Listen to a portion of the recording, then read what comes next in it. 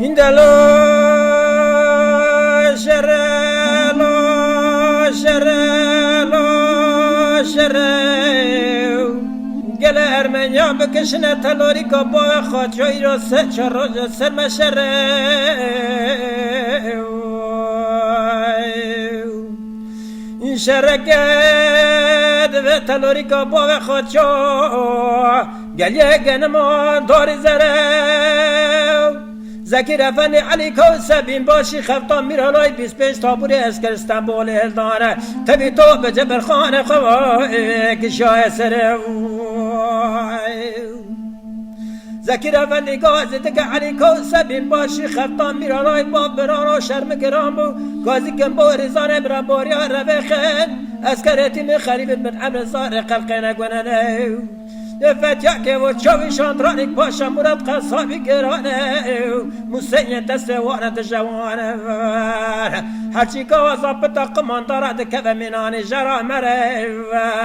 حکیم دغدر ساخی ناگیز نسره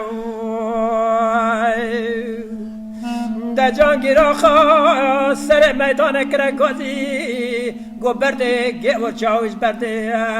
آندرانیک پاشا برده مراد قصادت برده هر که خود میرا راز بکزه بکم بابا خیرو میگلکم بخوینه تلوری که با خواچو گلیه گن مادا مانا عرده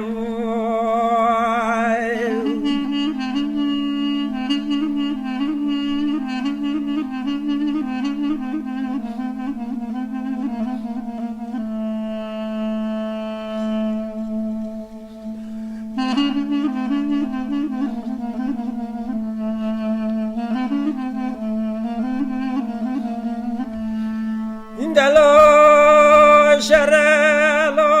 شرلو شرل گل ارمنیا بکشنه تلوری که با خاچو گل یک گن میرا سه چه روز سرم شرل